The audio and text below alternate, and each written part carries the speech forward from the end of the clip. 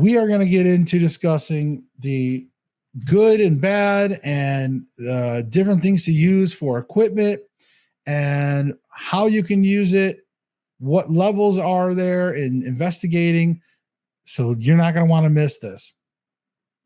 So first of all, let's define what it means. As I itch my eye, let's define what it means for investigations, because this is a huge clarity. So this is another problem that I see is that, okay, if you have somebody on YouTube and they're going out on a ghost hunt, okay, look, you can kind of mess with them depending on, I guess, how they act with their evidence.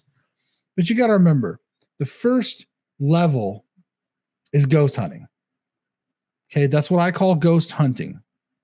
You're just going out. It's leisurely. You might take some piece of equipment. You might take an EMF meter, a camera. You may take an audio. You can take some equipment, but it's usually not meant to be scientific. It's not meant to truly prove anything. It's if it's anything, it's just to sort of document your experience and heighten your experience and have fun. It's a fun activity. That's what ghost hunting is. Okay. The next level, then usually that warrants a paranormal investigation. This is when you start getting into, if you are the type of ghost guy that you want to solve things. If you're going into a situation saying, I really want to try to find out some answers. I really want to try to,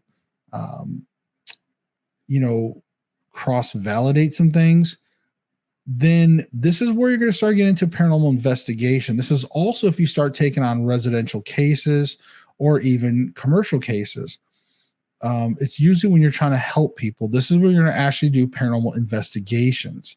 This is when you need to start being a little more careful about, your devices. And this is where you're going to use multiple devices. You may have your EMF, you may have temperature, you may have audio all going in these rooms. So if something happens, you can try to catch it on multiple devices, not just you walking around with an EMF meter. So paranormal investigations is, again, that next level. The third level is when you sort of you're still helping people, but you're sort of going that extra step and you are just really trying to be scientific. This is when you are like, again, multiple devices, things to try to cross-validate in specific rooms. You're trying to isolate things. You're really taking above and beyond. So I wanted to kind of separate that from a normal paranormal investigation. I called this one more of a strict scientific style. And then the fourth one is going to be your ultimate. This is going to be more for the sort of the lab nerds that they're not there to really solve a problem for any kind of customers. This is going to be paranormal research. This is going to also fall into, scientific experimentation, where you're going to go through your scientific methods. Now,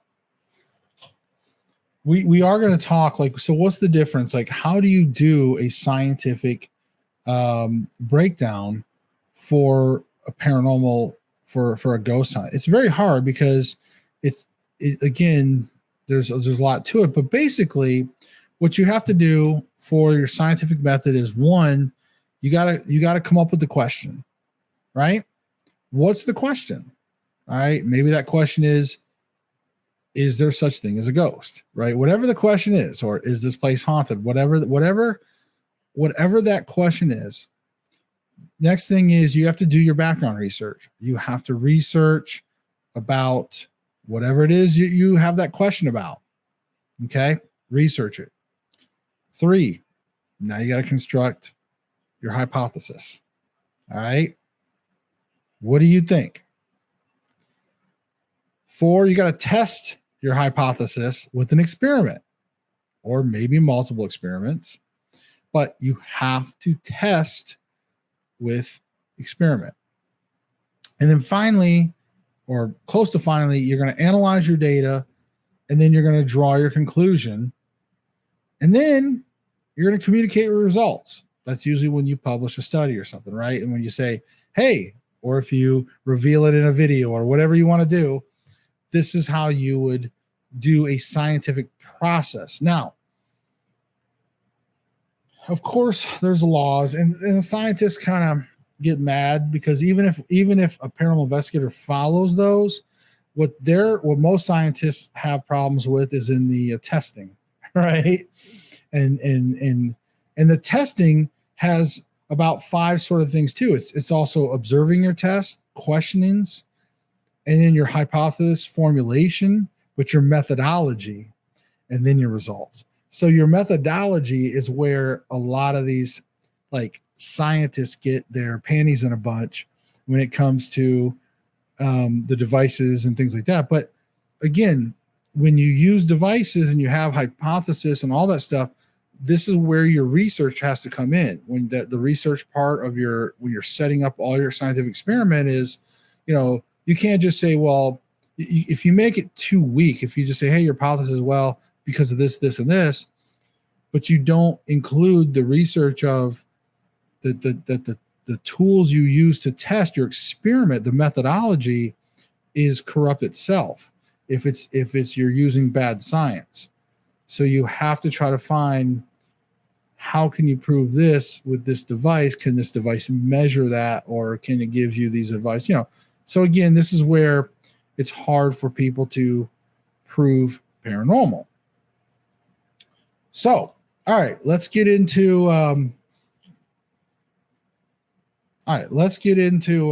some stuff. So basically, what's one of the first things you need? Probably, well, maybe not first things, but one of the basic things: flashlight. I happen to have a TEPS Investigates flashlight, but you get your flashlight. Now, this one is just a single turn on, turn off. You honestly, you probably are going to want to get you something that's got a couple adjustments on it, like a really nice 600 lumen, but it's got the adjustments. Like mine that I use during investigations has 4 levels of brightness until the battery life goes down a little bit. Then there's 3. So, but it really helps because sometimes it's like too much light, and but that's important. And we're not going to go in order of importance, to be honest with you. But another good one is going to be your audio recorder. Okay. Your audio recorder. Now, remember what I talked about. We want original purpose. This can be used to possibly even debunk some things, or in this case, collect information, and it can be used as communication. All right. So this is where you can record and try and capture disenchanted voices, or disembodied voices. So audio recorders are very important. This is an H1N Zoom. It's got the omnidirectional mics up top. And this is all preset. So this is usually really good. I normally use this as a pocket mic. I lock out everything. This is actually my lavalier mic. So I have a microphone plugged into this that runs up my shirt. And this is what I record myself on for separate audio. I have a different one coming in. This is also, and I have like multiple recorders for EVP purposes that you can put around the house. Now, you can use, again, something like a baby monitor. Okay. There's another part to this, and there's more pieces. I just wanted to show you the easy part of it. Baby monitors are really good to have one in another room, another in the other. You can sit there and actively listen to white noise in the other room and see if you're picking up any voices or anything like that. Baby monitors are really good. Oh, and because I wanted to talk about the pros and cons too, also remember, don't make any assumptions with the recorders. There's the thing about pareidoia, and pareidoia basically means that when you hear noise and then you associate a word to it, you're like, lemon. You're like, lemon, lemon, but so pareidoia can be really hard what I don't like is when it comes to EVPs, there's 3 classes, A, B, and C. Okay. A, we'll just start at the top. A means that if somebody, A to me anyways, means that if somebody was to listen to an EVP, if I played you an EVP and I played it to 10 people, 9 of them would probably say the same thing. They'd be like, oh, that easily said lemons. Oh yeah, they said lemons. But then maybe that one person was like, I don't know, maybe said Gemin. I don't know. But probably 9 out of 10 people, they're going to be the ones that that's a class A. Unfortunately, you hear a lot of people online that will play class A EVPs, and they really are class Bs. Okay. A class B is typically when you play that recording and you get like half. You know, like half the people, it's kind of mixed about what's said. That's a class B. Now, a lot of times they'll put the words on the screen for you, so that helps it to be on the high side of B. But a lot of times, if you just don't look at the words and you try to really isolate yourself, if you just can't get what they're saying, then it's probably a class B. Class C, of course, is probably one of the most obvious. You're only going to get a couple of people that say, yeah, it sounds like a word, but we just can't, when you know that there's some kind of words which you just can't make it out, it is something that it doesn't sound natural, but it does sound like a word. That's usually class C. So, you can't put much faith into any of those either, but I love EVPs. I love EVPs, especially any kind of class A or even a good class B. On the high side of class B, when you know it's a word, you just can't agree on what it says. That's still awesome. That's still awesome. So recorders are really good. So, speaking of recordings or pareidolia, let's just get into spirit boxes. Okay. Now, this is an SB11. This is a good one. This one actually has 2 scans. This can scan forward in a forward direction across radio frequencies. And of course, it can also scan backwards. So I like this one because, again, you're scanning 2 different directions. It's pretty nice. So in theory, because the frequency, the interval, depending how fast, whether you have it or you have it really fast. I like to have a good medium pace because the theory is that if you hear a word that's over multiple frequencies, it's a word from the spirit, not just like a glitch of like a radio DJ or things like that. Do I put a lot of stock into the spirit box? No, but I do like good ones like the SB11 and even some of the SB7s. They were always really good. So I do like them when they are effective like that, when they have good quality. And the other way to use these, a good way to use these now. Okay, so first of all, how are these used poorly in the investigation world? That's usually when people just claim a ton of things are words. Maybe they're not, but sometimes I've seen them kind of be like, oh, they said this, oh, they said that, and it's like, I don't know about that, but there's that. But a good way to use this as well is what's called using the Estes method, which the Estes method means that you are going to, there's usually on here, on all of these, right, you have headphones, okay? So you can plug your headphones in and you run this. What you do is you take somebody, you sit them down, you put a blindfold, and then you put over the ear headphones and you turn this up. So all they hear in their ears is, and then you just tell them, you say, if you hear a word, like a full word, not the part, not partial, but if you hear a full word, or Jonathan, or you hear a word like that, you say it out loud. And then what happens is you and maybe even some other witnesses, or like you have an audio recorder, and you just sit there and you ask questions to the spirits.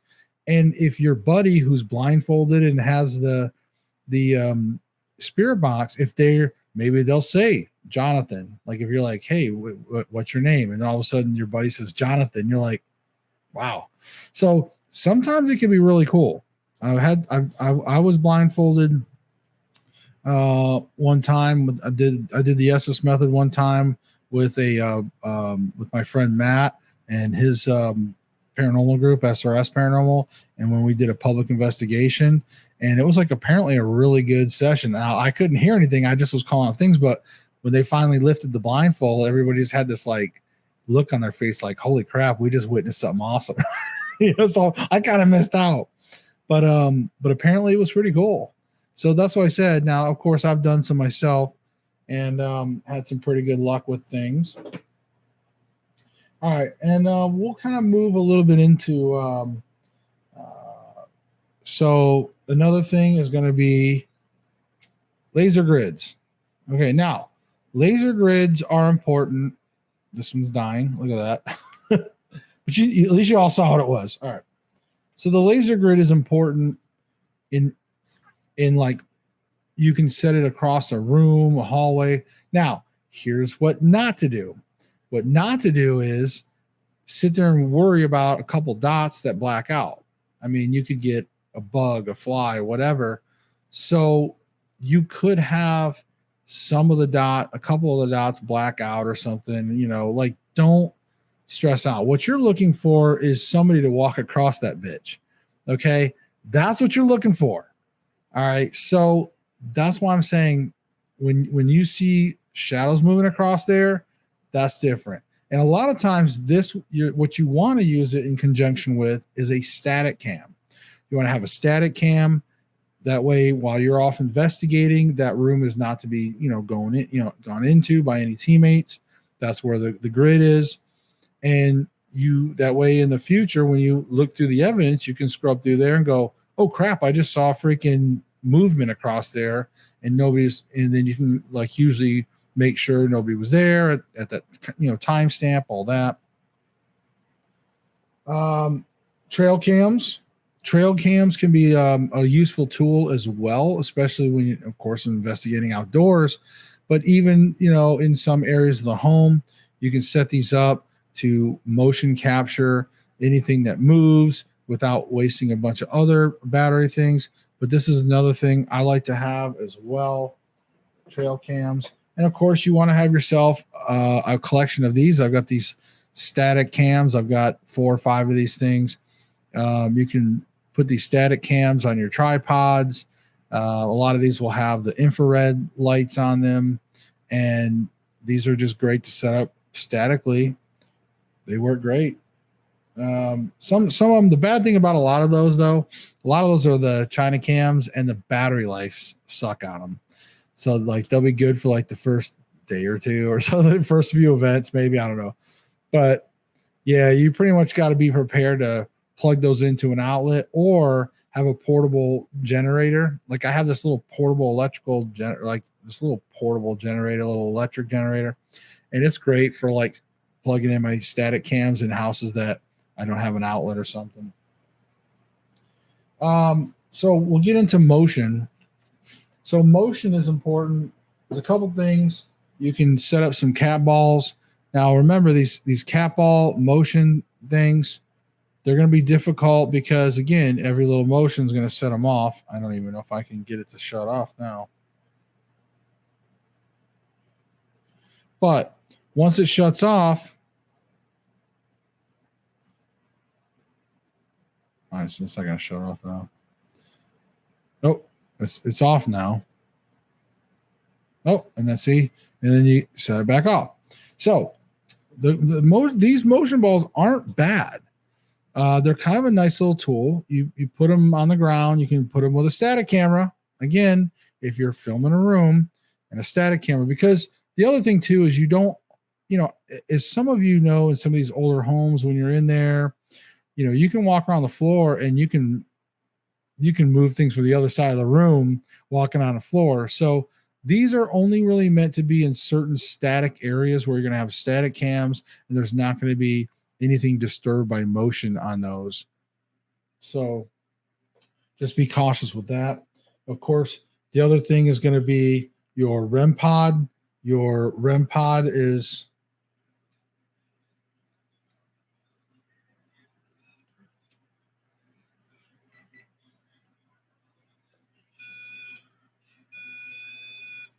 the higher the degree of close I get to it. You see how it's going around the horn there? All right. And there's also a temperature light.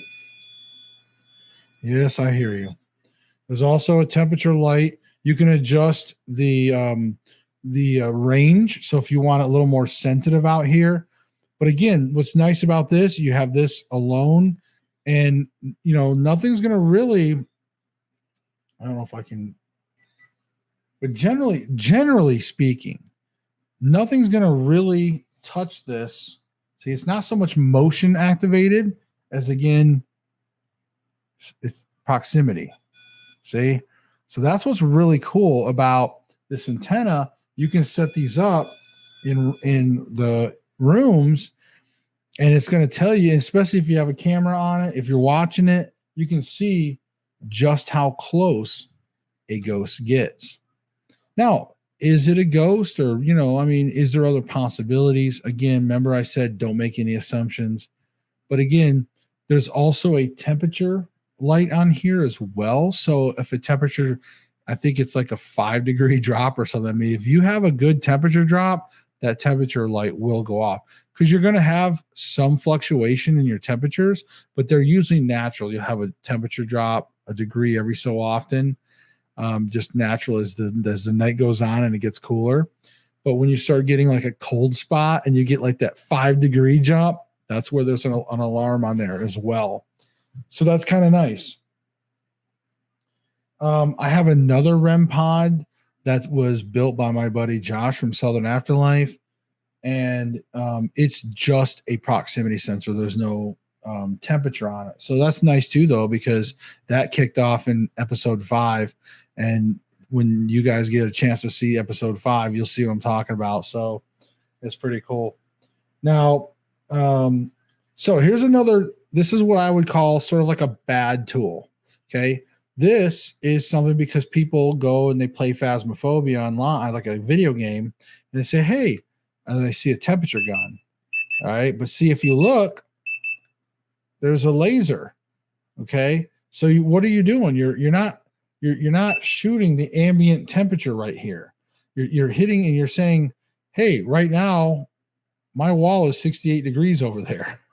Okay. That's all you're saying, is that the wall is 68 degrees. This doesn't really do the ambient temperature.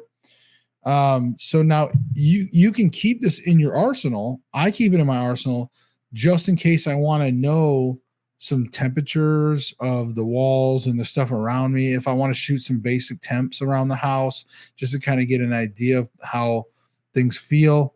But in all honesty, they do have ambient temperature gauges that you can walk around with, and that's going to give you more accurate measurements for temperature. But I wanted to point this out because, again, these all these things fall under like they all serve an original purpose. You can use them to debunk things sometimes. You can either collect information with it, or sometimes you can use it for communication or placebo effect. This is usually not much of this is only for a couple things on there. And again, not much for paranormal.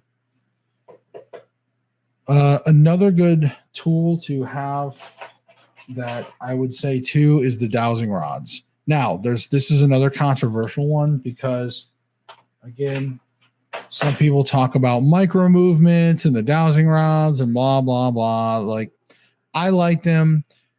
again, are you going to use this as part of the scientific method? This is what I'm talking about. If you're out ghost hunting, when I go film a show, most of the shows I film are ghost hunting because I wouldn't consider them paranormal investigations because most of the locations we go to are like historic homes and businesses, things that they're not really wanting you to solve the problem. They don't need help. So we're just going there to have fun, gather information, and see if we can get spirits to communicate with us. You know, that's the big thing, really. So I see you. What's going on? I'm glad to see you pop in there. But yeah, so I think did I cover? Oh, and then we got some additional lighting as well. So again, we have infrared lighting. Now, infrared lighting, what is this going to do for investigations? Not much other than if you're running night vision cameras. So sometimes, like I'll take one of these handy cams. If you notice, they have a very small IR light sometimes. They just don't have much infrared. Okay. This, you can turn it on. You see there's a little red light, but this you can turn on at night and set it next to, you can even focus the beam on this a little bit for distance. There's like some distance focusing on here. So you can get this to shoot down more of a hallway so you can get a better black and white image for your static cams. So sometimes like this, they do sell like actual camera blocks of IR, but I just happen to get this free with some other purchase one time. But this IR, that's what this IR light can do. Another thing that's used in video games for lighting a lot of times and is the black light, right? So the UV light. So you look for like ghost fingerprints, you know, in the video games.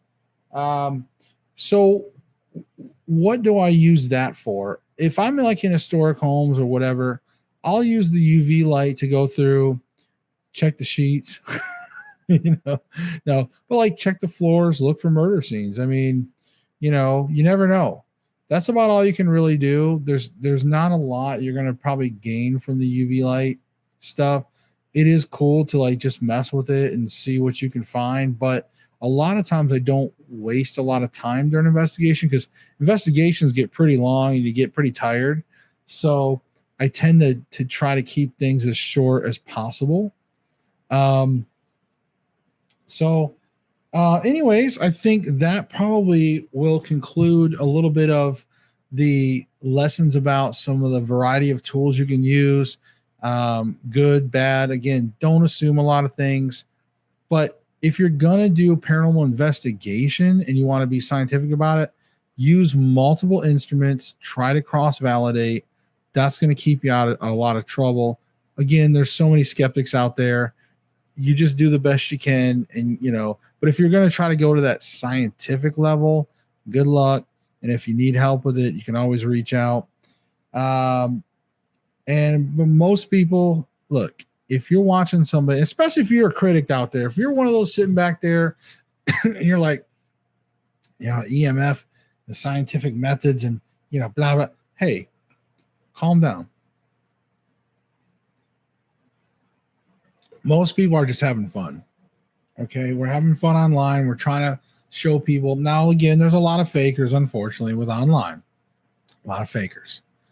But if you can find people you trust or whatever, just like I said, you can trust my show, I guess. I don't know. I don't fake. So, but again, you just got to have fun, enjoy it, things like that. So there you go.